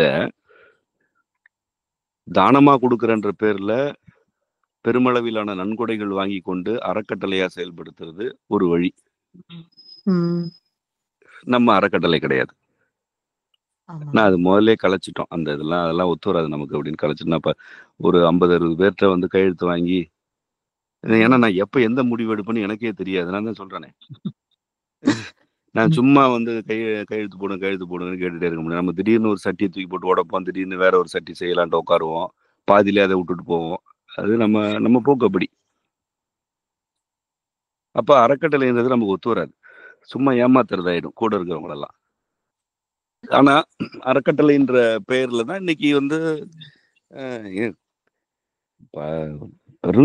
கொள்ளையடிச்சிட்டு இருக்கக்கூடிய கல்வி நிறுவனங்களே அறக்கட்டளைன்ற பேர்ல தான் செயல்பட்டு இருக்கு. அன்னதானம் மாதிரி அது. சும்மா இந்த பெயர் அப்படி வச்சுக்கிறது. ஆனா ம். அடிப்படை நேர்மையும் இல்லாம இருக்கிறது ஒரு பகுதியில நடந்துட்டு இருக்கு. எல்லாரையும் சொல்லல, நேர்மையா இருக்கிறவங்க நேர்மையா தான் இருக்கிறாங்க. ஆனா ஆமா. அது ரொம்ப எண்ணிக்கையில குறைவு. ம். நேர்மையா இருக்கிறவங்க மேல நமக்கு இது உண்டு, மதிப்பு வணக்கம் உண்டு. அதுல ஒண்ணும் மாற்றுக்கருத்து இல்லாதவங்களை பத்தி பேசுறோம். சரி. இப்போ இது ஒரு பக்கம்.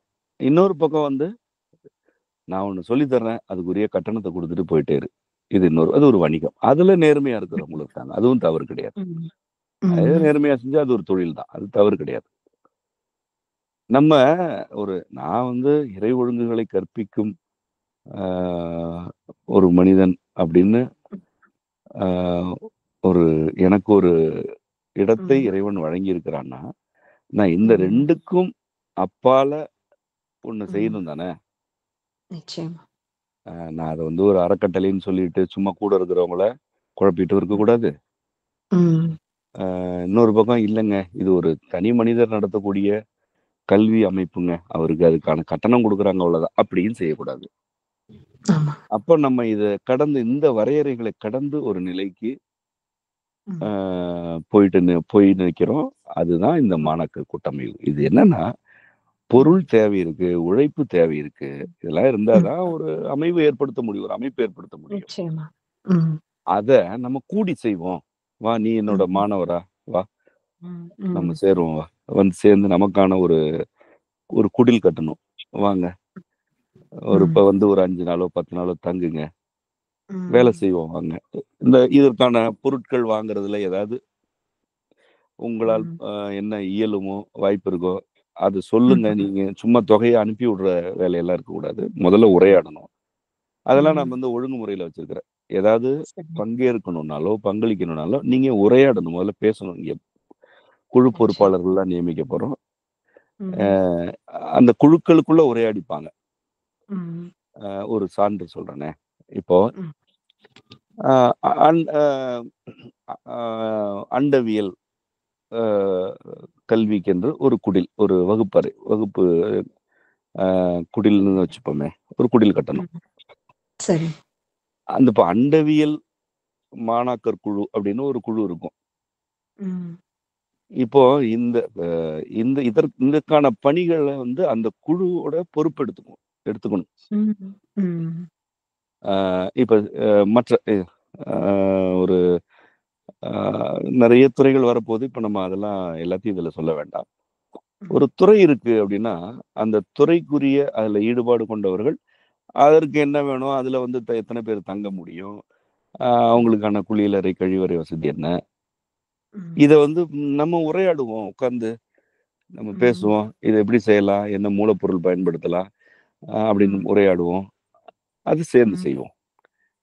சரி. இதுதான் வந்து கூட்டமைவு. இந்த ஒவ்வொரு திங்களும், அதாவது ஒவ்வொரு மாதமும் ஆன ம். மாணாக்கர் பங்களிப்பு தொகை அப்படின்றது வந்து ம். ம். இதுக்கான செலவுகள் நிறைய இருக்கு. அஹ், ம். ஏன்னா இப்பதானே ஒண்ணுமே இல்லை, ஒரு ஒரு தரிசு நிலம் தான் அது இப்போ. ம். ஒரு ஒரு பகுதியில கொஞ்சம் மரக்கூட்டங்கள் இருக்கே தவிர பெரும்பகுதி தரிசு தான். ம். செமையோனம் வந்து நான் பணி செய்ய தொடங்கினப்ப எப்படி இருந்ததோ அதை விட கொஞ்சம் ம். மேம்பட்டு கிட்டத்தட்ட அந்த நிலைமையில தான் இருக்கு இப்போ. இருக்கு. ம். சரி. அப்ப நம்ம அங்கேருந்து போகணும்னா அதுக்கு பொருள் வேணும். அது மட்டும் இல்ல, ம். எனக்கு நிறைய நிறைய பொருள் தேவைப்படுது தான் எப்பவுமே. ஏன்னா என்னுடைய ம். எல்லை மிக விரிவானதுன்றதுனால எனக்கு ம். அதுக்கான செலவுகள்லாம் எப்பவுமே இருந்துட்டு இருக்கும். அப்புறம் ம். நான் நிறைய பயணம் செல்ல வேண்டியிருக்கு, ம். பயணங்கள் நிறைய போக வேண்டியிருக்கு. அதுக்கெல்லாம் பொருள் செலவாகுது. இப்போ இது எல்லாத்தையும் அந்த மாணாக்கர் கூட்டமைப்பு பங்களிப்பு தொகையிலிருந்து நான் அதை பார்த்துக்குவேன். எனக்கு அது நிறைவானதாக ஒரு சரி. போதுமானதா இருக்கும். இந்த மாதிரி ஒரு ஆசானுக்கும் அவங்க மாணவர்களுக்குமான உறவின் அடிப்படையிலான கூட்டமைவு இது. இது யாரும் தானம் பண்றது இல்ல, ஒரு அறக்கட்டளை போன்றது அல்ல. நீ கட்டணம் கொடுக்குற, மத்ததுக்குள்ள வராத என்று சொல்றதும் இது கிடையாது. சரி.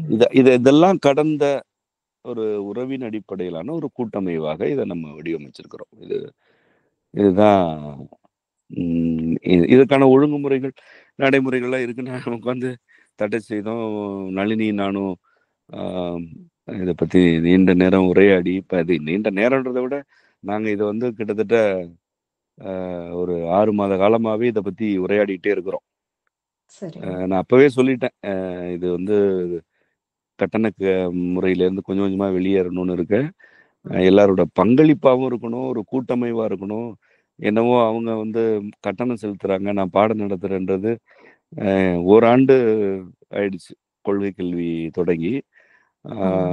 அந்த கொள்கை கல்வியில வழியா வந்த கட்டண தொகையில தான் இப்ப அந்த நம்ம இடமே வாங்கணும். இல்லைன்னா ஏன்ட்ட ஏது அவ்வளவு பணம்? நம்ம அவ்வளவு தொகையெல்லாம் வச்சுக்கிறதே இல்லையே. வந்ததுன்னா அது அப்படி எப்படியோ அது கரைச்சிருவோமே. இது என்னால கரைக்க முடியாம தேங்கி இருந்த தொகை சரியா இது வந்தது. உருப்படியான ஒரு பணியா அது இருந்துச்சு. அந்த கொள்கை கல்வி கட்டணம் தான் எனக்கு அத ஒரு இடம் வாங்கலான்ற ஒரு எண்ணத்தை கூட கொடுத்துச்சு. இல்லைன்னா எனக்கு அந்த எண்ணம் கூட வராது. இதெல்லாம் நமக்கு ஆகாது, நம்ம இருக்கிறத பார்ப்போம்ட்டு போயிட்டு இருந்தவன் தானா. அப்போ இந்த கட்டணத்தின் மீது எனக்கு ஒரு அயற்சி வர தொடங்கிடுச்சு. இது என்ன, எதுக்கு எடுத்தாலும் ஒரு கட்டணம் கேட்குறோம், என்ன, அப்ப என்னதான் இருக்கு நமக்கும் அவங்களுக்கும் அப்படின்னு இருந்துச்சு. அப்போ எனக்கு இதை ஏதாவது மாத்தணும். தொகை வேணும், பசிக்கு உணவு வேணும். நீங்க என்னவா கொடுக்குறீங்க? பசிக்குது, உணவு வேணும். நீங்க தானமா கொடுக்குறீங்களா, இல்ல வந்து ஒரு வணிகமா கொடுக்குறீங்களா? ஒரு வணிகம் நடந்துட்டு இருக்கா நம்ம 2 பேருக்கு இடையில அப்படின்ற கேள்வி வருது இல்ல. அந்த கேள்வி எனக்கு வருது. மாணவர்கள் வந்து எனக்கும் அவங்களுக்கு என்ன இருக்கு? நான் அவங்களுக்கு எதையோ பெருசா கொடுக்கறதா அவங்க நினைக்கிறாங்க. அவங்க கொடுக்கறது மிகப்பெரியதா எனக்கு இருக்கு. உண்மையிலே இருக்கு. ஏன்னா பெரிதுதான் அவங்க கொடுக்கறது. சும்மா குறைச்சு மதிப்பிட முடியுமா? இல்ல உண்மையிலே பெரியது. அப்ப இது என்ன இது அப்படின்னு பார்த்தா நான் மாணவர்கள்ட்ட இருந்து நிறைய புரிஞ்சுக்கிட்டேன்.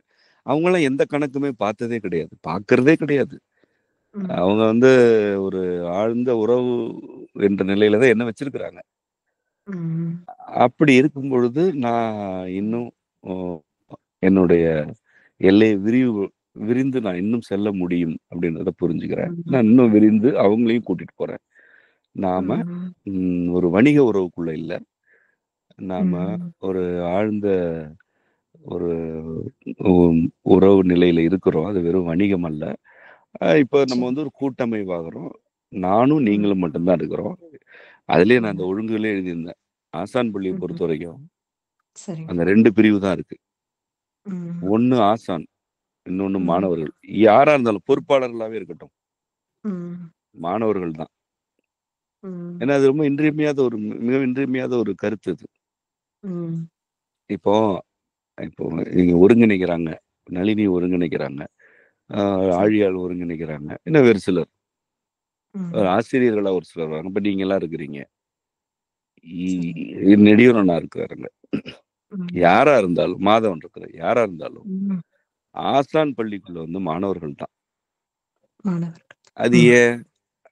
அப்பதான் அங்க வந்து அந்த ஏற்ற இறக்கங்கள் இருக்காது. நிச்சயமா. இவங்க பொறுப்பாளர், மாணவர்கள் தான். மாணவர்கள் பொறுப்பா இருக்கு, ஒரு பொறுப்பு எடுத்துக்கங்க, அவ்வளவுதான். உங்களோட பொறுப்பு இது. உங்களோட மாணவர்கள் பொறுப்பாளர்கள் ஆகிறாங்க. ஆசான் இருக்காரு, அவருக்கு அடுத்து வந்து 2-3 அடுக்குகள் இருக்கு. 4வது அடுக்குல மாணவர்கள் இருக்காங்க. அந்த கதையெல்லாம் இங்க இல்ல. எல்லாருமே மாணவர்கள். ஆசானும் மாணவர்களும்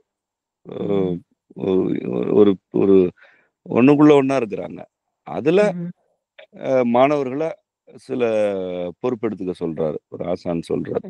அப்ப அந்த மாணவர்கள் பொறுப்பாளர்கள் ஆகிறாங்க. இப்படி இதெல்லாமே நான் ஒழுங்குமுறைகளே எழுதியிருக்கிறேன். சரிங்க. இதுதான் இன்னும் நிறைய இருக்கு. அதை வந்து நம்ம மாணவர்கள் விருப்பம் தெரிவிக்க, இந்த கூட்டமைவில் இணைய விருப்பம் தெரிவிக்கிறவங்களுக்கு நம்ம அதை அனுப்பி விட்டுருவோம். தட்டச்சு செய்து கொடுத்தாச்சு, அதை அனுப்பி விட்டுறலான் இருக்கிறோம். சரிங்க, சரி. அப்ப மாணாக்கர் கூட்டமைவுங்கிறது கட்டணம் கொடுத்து படிப்பது மட்டுமல்ல, ஆசான் பள்ளிக்கு அவங்க தொகை தர்றாங்க, அவ்வளவுதான். இந்த கூட்டமைப்பின் உறுப்பினராகவும் அவங்க இருக்கிறாங்க, இல்லைங்களா? ஆமா, கூட்டமைப்பின் உறுப்பினர், அங்கத்தினர் ஆயிடுறாங்க அவங்க. ஆமா, உறுப்பாகிறாங்க. சரி.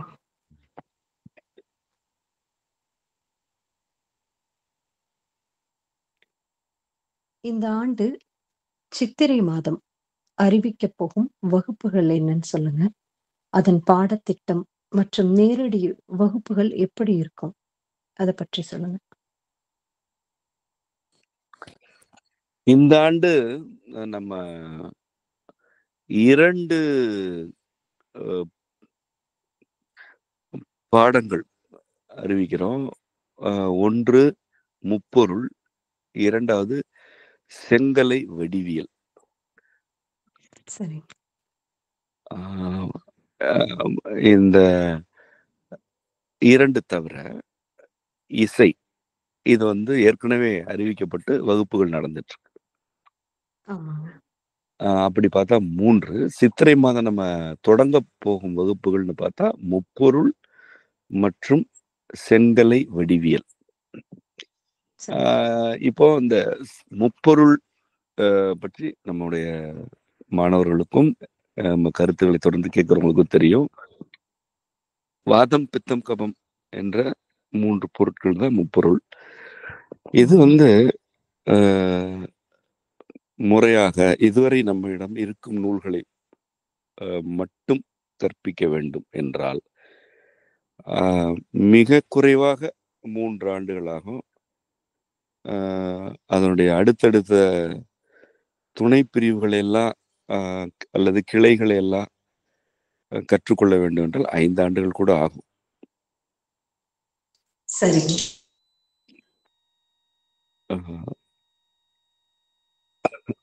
செங்கலை வடிவியல் அப்படின்றது என்னன்னா, அது இப்ப யாருக்கும் அறிமுகமா இருக்காது. நான் அதை கொஞ்சம் விளக்கி சொல்ல வேண்டியிருக்கு. இந்த செங்கலை அப்படின்ற சொல் வந்து செம்மையான கலை என்று பொருள்படும். இதற்கு அடிப்படையான நூல் செந்நூல். நம்முடைய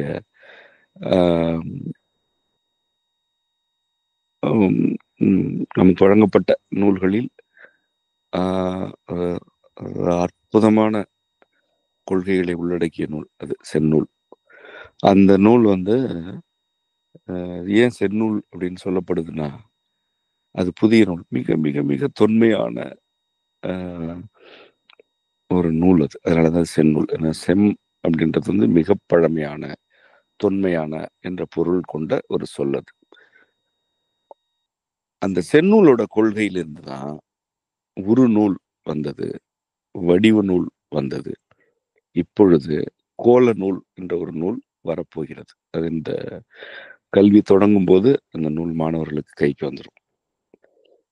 இந்த நூல்கள் எல்லாமே எந்த கருத்தை முன்வைக்குது அப்படின்னா, இறைவன் மூல நிலையிலிருந்து வெளிப்படுகிறான், வடிவங்களாகிறான், உருக்களாகிறான், பொருட்களாகிறான்.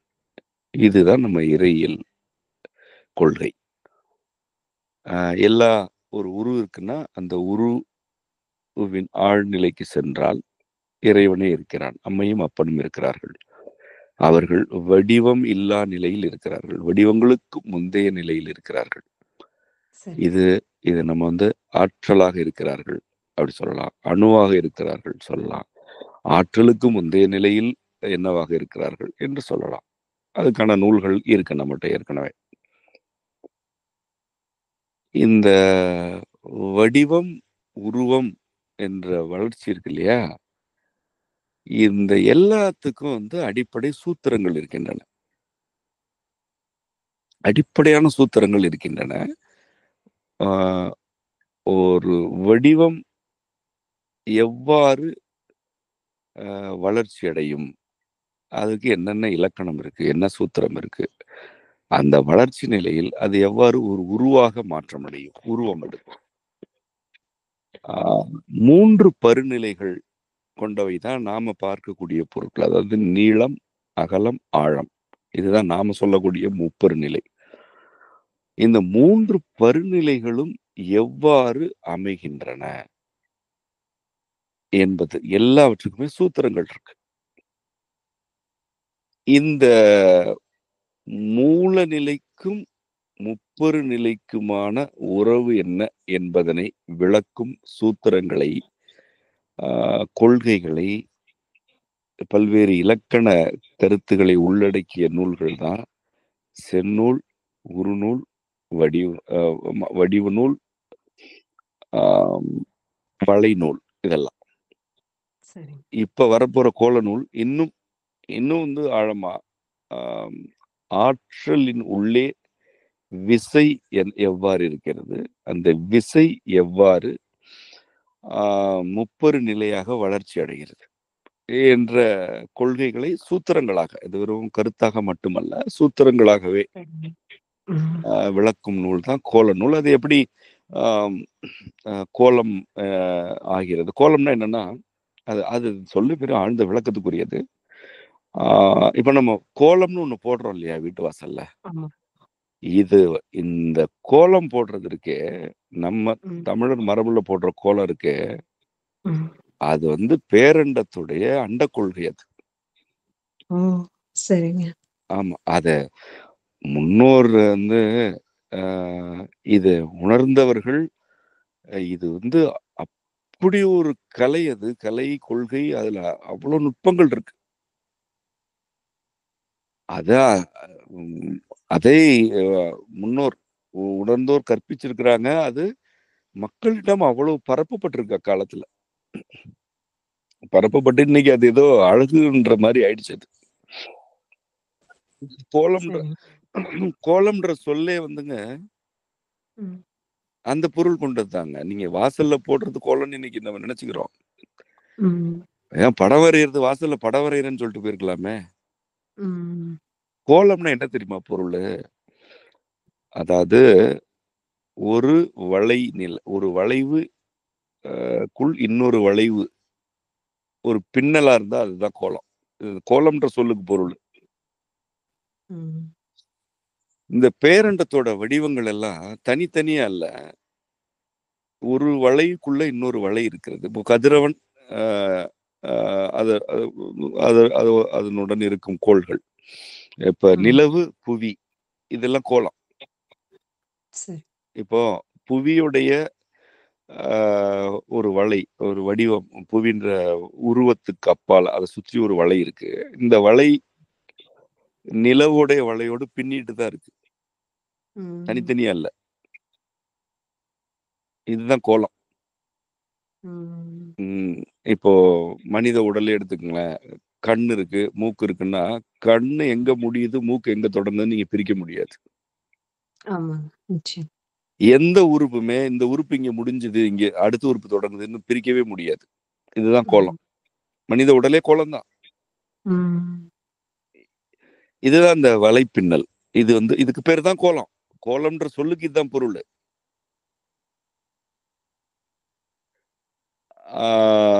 கோல், கோலம் அப்படின்னு சொல்றோம் இல்லையா, அந்த தான் கோலம் அப்படின்னு ஆகுது. அதாவது கோல் தான் கோல் அப்படின்னு ஆகி கோலம்னு ஆகுது. கோலம் கோலமாகும். இது நம்ம மேலோட்டமா சொல்றேன். இதுல ஒரு ஆழமான சூத்திரங்கள்லாம் இருக்கு. அதெல்லாம் இந்த கோல நூல், இப்ப வெளிவரப்போகும் கோல நூல்ல இருக்கு. இந்த கொள்கைகளை விளக்குவதுதான் செங்கலை வடிவியல் என்ற பாடம். இதுல எண்கோணம், அருவெண்கோணம், இந்த போன்ற வடிவங்களை, இலக்கணங்கள் எல்லாம் சொல்லிட்டு வட்டம்னா என்ன, நிறைய இருக்கு. வளைநூல்லே வட்டம் பற்றியது இருக்கு. இப்போ வளைநூல்ல பாத்தீங்கன்னா வட்டத்தின் சுற்றளவுக்குரிய சூத்திரம் இருக்கு. வட்டத்தின் சுற்றளவுக்குன்னு இன்னைக்கு கல்வி முறை ஒண்ணு சொல்லி கொடுக்குது இல்லையா? ஆமா, அந்த சூத்திரம் எல்லாம் ஒண்ணுமே கிடையாது. நம்ம வளைநூல்ல இருக்கக்கூடிய சூத்திரம் ஆழமானது. போற போக்குல இவங்க சொல்லக்கூடிய இந்த வட்டத்தின் சுற்றளவு சூத்திரத்தெல்லாம் உள்ளடக்கிட்டு போயிட்டே இருக்கும். அதாவது நம்முடைய சூத்திரத்தை பயின்று விட்டால், இன்னைக்கு இவங்க சொல்லி கொடுக்கறது நம்ம போற வழியில இருக்கிறது, நம்ம நடந்து போற வழியில அது ஒரு ஓரத்துல இருக்கும். அப்படி அது அவ்வளவுதான். அது ஏற்கனவே வளைநூல்ல எல்லாம் இருக்கு. வளைநூல்ல அந்த சூத்திரம் எல்லாம் இருக்கு. அது யாரும் படிக்கலன்னு நினைக்கிறதுனால அந்த நூல்ல யாரும் அதை பத்தி அது இருக்கிறது கூட யாருக்கு தெரியுமான்னு தெரியல. இது மாதிரி வட்டத்தின் பரப்பளவுக்குன்னு நம்மகிட்டமே சூத்திரங்கள் இருக்கின்றன. ஏன் வட்டத்தை பத்தி சொல்றேன்னா, இந்த வட்டம்ன்ற கொள்கை இருக்கே, அது ஒரு அற்புதமான கொள்கை. ஒரு வட்டம்னா என்ன அப்படின்றது ஒரு அற்புதமான கொள்கை. அது வளைநூல்ல அதுக்கான இதெல்லாம் இருக்கு, கணக்கீடுகள், இலக்கணம்லாம் இருக்கு. இவ்வாறு ஒரு எண்கோணமா இருக்கட்டும், வட்டமா இருக்கட்டும், இது எல்லாத்தையுமே அவற்றின் ஆழ்நிலையிலிருந்து சூத்திரங்களாக, இலக்கணமாக புரிந்து கொள்ளத்தக்க கருத்துகள் அந்த நூல்கள்ல இருக்கு. இதெல்லாம் கத்துக் கொடுக்கறது தான் செங்கலை வடிவியல். இப்ப இந்த செங்கலை வடிவியல்ல கோயில் கட்டுமான கலை பிறக்கிறது. அதுதான் அதான் செய்தி. கோயில் கட்டுமானம் தெரியணும்னா, அதோட இலக்கணத்தை புரிஞ்சுக்கிட்டு செய்யணும்னா, உங்களுக்கு செங்கலை வடிவியல் தான் பாடம். அடிப்படை பாடம் அதுதான். மனித உடல்ல பற்றி விளங்கிக்கணுமா, செங்கலை வடிவியல் புரிந்தா விளங்கிக்கலாம். இப்படி நிறைய இருக்கு. இதுல இருந்து நிறைய துணை பிரிவுகள் போலாம். இப்ப அதுல இருந்து ஒரு எழிற் கட்டடக்கலைன்னு ஒரு பெரிய துறை உருவாக்கலாம் தானே இருக்கிற. ஒரு வழக்கமான மரபு கட்டுமானம் ஒண்ணு வேற. எழிற் கட்டடக்கலைன்றது ஒரு எழில் மிகுந்த உருவங்களை ஒரு கட்டுமானத்துல எப்படி உருவாக்குறது, அதுக்கெல்லாம் சூத்திரம் வேணும் இல்லையா? அது எல்லாமே இதுல வந்துடும். இதை கத்துக்கிட்டா அப்படி எல்லாம் விரிவடைய முடியும். அதுக்கு நான் ஏற்கனவே முப்பொருள் சொன்னதுதான். அந்த நிலைக்கு வரை பயில்வதற்கெல்லாம் 3-4 ஆண்டுகளுக்கு மேல ஆகும். அப்ப நம்ம என்ன செய்யறோம்னா, முப்பொருள், செங்கலை வடிவல், இந்த ரெண்டையும் அடிப்படை கல்வி ஓராண்டுன்னு வகுக்கிறோம். ஓராண்டு கல்வி அடிப்படை கல்வி. இந்த ஓராண்டுல தேர்ச்சி அடைஞ்சிட்டாங்கன்னா அவங்க அதுல இருந்து அடுத்தடுத்த பிரிவுகளுக்கு போகலாம். ஒரு கோயில் கட்டடக்கலைக்கோ, எழிற் கட்டடக்கலைக்கோ, எப்படி அவங்க துறையா பிரிப்போம். அப்போ பிரிச்சுட்டு அடுத்த கட்டத்துக்கு அவங்களுக்கு வழிநடத்தல் செய்வோம். இதுதான். இந்த இரண்டையும் நாம இப்பொழுது தொடங்குறோம். இந்த சித்திரை தொடங்குறோம். ஏற்கனவே இசை இருக்கிறது. இசைக்கு மட்டும் என்னன்னா, தனியா நான் அதோட தனித்தன்மை இப்பொழுது கை வைக்க வேண்டாம்னு இருக்கேன். அது மாணாக்கர் கூட்டமைவுக்குள்ள வராது. அது ஒரு கட்டணம் சற்று குறைவாக இருக்கட்டும்னு வச்சிருக்கோம். அது காரணம் என்னன்னா, இந்த இசைக்கு வந்து செலவு தனியா கொஞ்சம் செலவுகள் கூடுதல் தான். ஒரு இசைக்கருவி வாங்க வேண்டியிருக்கு திடீர்னு. பயணங்கள், இசை தொடர்பான பயணங்களே எனக்கு நிறைய இருக்கு. அப்புறம் ஒரு குழு அமைக்கணும், எனக்கு ஒரு இசைக்குழு அமையணும். அப்புறம் இசைக்குழுன்னு அமையுதுன்னா இயல்பாவே அதுக்கு இன்னும் சில செலவுகள் ஆகும். அதனாலதான் இசை மட்டும் நான் தனியாவே அதை இருக்கட்டும், அதோட வருவாய் வந்து அதுக்கு அதோடைய செலவுகளுக்கு பொருத்தமா இருக்கணும், அதை மட்டும் தனியா வச்சிருக்கிறேன் இப்போதைக்கு. ஒரு குறிப்பிட்ட காலத்துக்கு பிறகு அவை எல்லாமே ஆசான் பள்ளி தானே, அதுக்குள்ள கொண்டு வந்துடலாம். இதுதான் வந்து இன்றைய ஆசான் பள்ளி வடிவத்துடைய நிலை. சித்திரை மாதம் தொடங்க போற அந்த 2 பாடங்களுடைய கொள்கை இதுதான். சரிங்க. இப்ப ஆசான் மாணாக்கர் கூட்டமைவுல பங்கேற்காமல் தனி மாணாக்கராக இணைய விரும்புவோர் என்ன செய்யணும்னு சொல்லுங்க. அவர்களுக்கு இப்போதுள்ள கொள்கை கல்வி கட்டண முறைகளே பொருந்துமான்னு சொல்லுங்க. அது இப்பொழுது உள்ள கொள்கை கல்வி வழிமுறையில் மட்டுமே சேர்ந்து கொள்ள விரும்புவோர் மாணவர்களாக சேர்ந்துக்கலாம். அது இப்பொழுது உள்ள அதே நடைமுறைகள் தான்.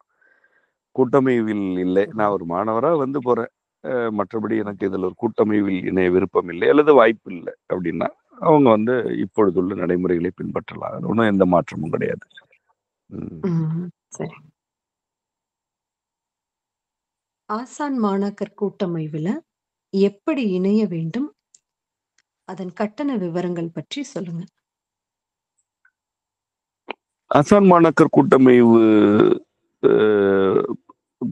உரிய எண் உங்களோட இந்த அறிவிப்பின் இணைப்புல வரும்.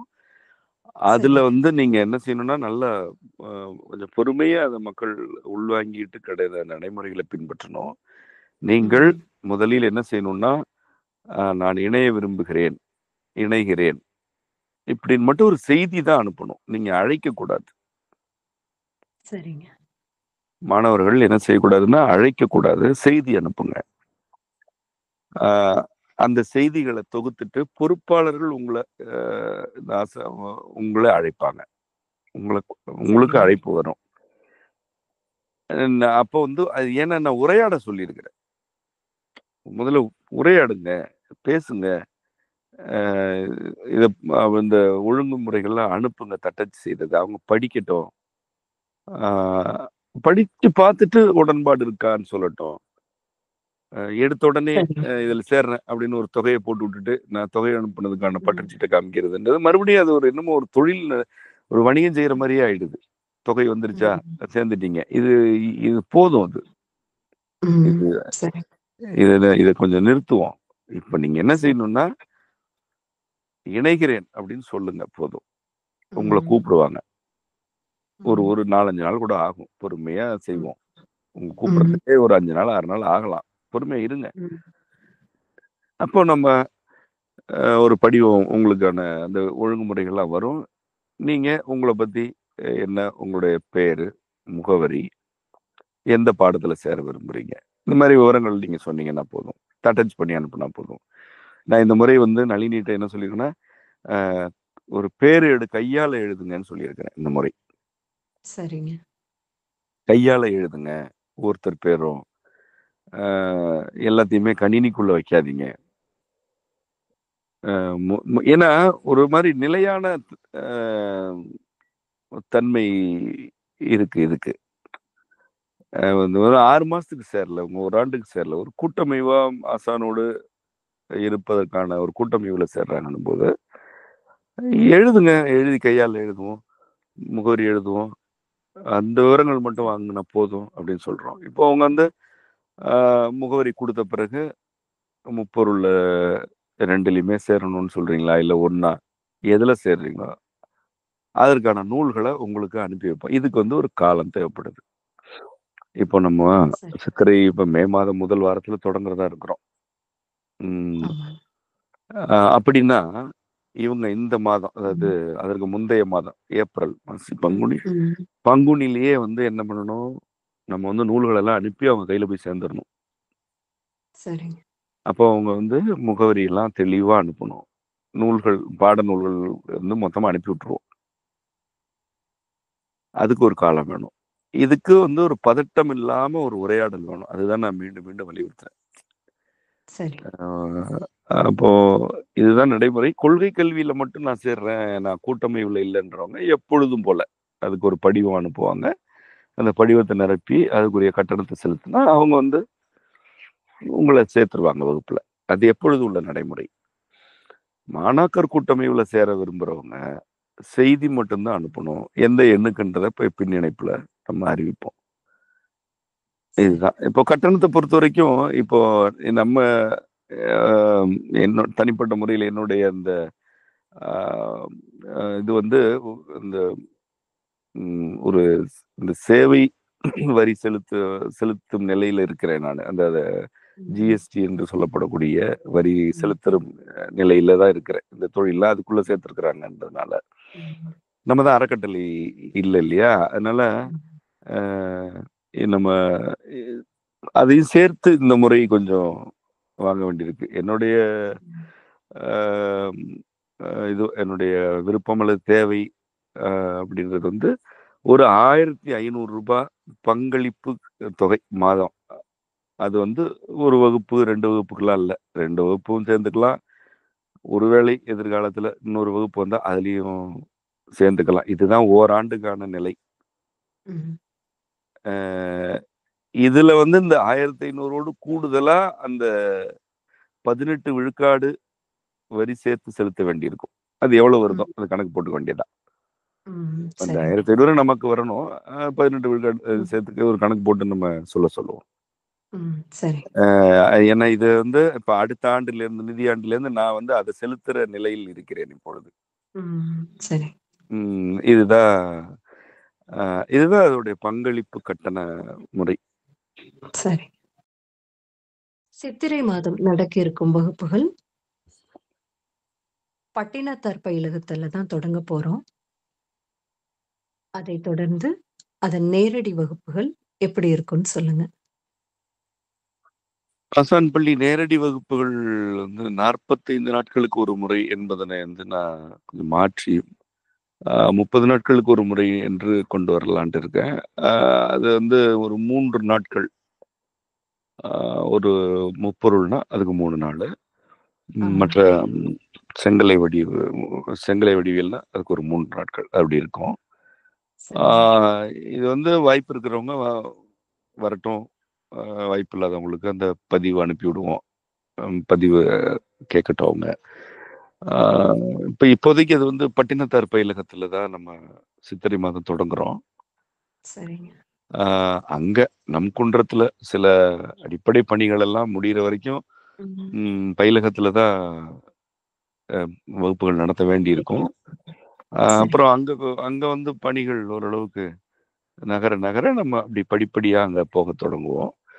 அப்பொழுதும் கூட பட்டினத்தார் பயிலகம் ஆசான் பள்ளியுடைய சில செயல்பாடுகளை உள்ளடக்கியதா தான் இருக்கும். அது எப்பவுமே அது எப்பவுமே அப்படியானதுதான். கூடுதல் அதுக்கு ஒரு காலமாகும். முழுக்க நம் கன்றத்துக்கு போறதுக்கு, குன்றத்திலேயே எல்லாமே போறதுக்கு ஒரு காலமாகும். அதுவரை இப்படிதான் இருக்கும். இப்ப முதல் வகுப்பே நான் வந்து நேரடியா வச்சிருவோன்னு சொல்லியிருக்கேன். அதாவது நம்ம வழக்கமா இணையத்துல தொடங்கும் இல்லையா வகுப்பு, இது அப்படி வேண்டாம். முதல் வகுப்பே நேரடி வகுப்பா வச்சிருவோம்.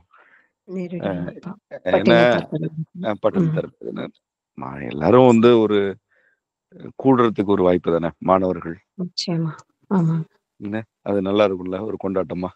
ரொம்ப நல்லா இருக்கும். ஒரு நேரடி வகுப்புல எல்லாரும் ஒரு கூட்டமா வந்து இதுக்கு ஒரு 3 நாள், அதுக்கு ஒரு 3 நாள், ஒரு 6 நாட்களுக்கு அப்படி இருந்தா அது ஒரு நல்ல ஒரு மன மகிழ்ச்சியை தரும் இல்லையா எல்லாருக்கும். நிச்சயமா. அப்படிதான் வச்சிருக்கோம். நாள் அறிவிப்போம். நாள் வந்து எந்தெந்த நாட்கள்னு நம்ம உங்களுக்கு சேர்றவங்களுக்கு அறிவிச்சிருவோம். இதுதான் இந்த வகுப்பு நடைமுறை, நேரடி வகுப்பு நடைமுறை. மாணவர்கள்லாம் ஒன்று கூடுவதற்கான ஒரு வாய்ப்பாகவும் இருக்கும். நிச்சயமா. ஆமா ஆமா. கொள்கை கல்வி தொடங்கி ஓராண்டு நிறைவாக போகுது. 2 பருவத்திலும் மாணவர்கள் ரொம்ப ஆர்வமா கலந்துக்கிட்டாங்க. இந்த வருடத்திற்கான பாடங்களிலும் சேர மக்கள் இப்பவே ஆர்வமா தான் இருக்காங்க. அ மாணாக்கர் கூட்டமைவு பற்றியும், இந்த சித்திரையில் தொடங்கப் போகும் முப்பொருள் மற்றும் செங்கலை வடிவியல் வகுப்புகளை பற்றியும் எடுத்து சொன்னீங்க. சிறுமலையில் நம் குன்றத்தில் அமைய இருக்கும் ஆசான் பள்ளி பற்றியும், அதன் செயல்பாடுகள் பற்றியும் தெளிவா சொன்னீங்க. ரொம்ப நன்றிங்க ஆசான். நன்றி சீர்செல்வி. அனைவருக்கும் அம்மையப்பர் அருள் நிறைவதாக.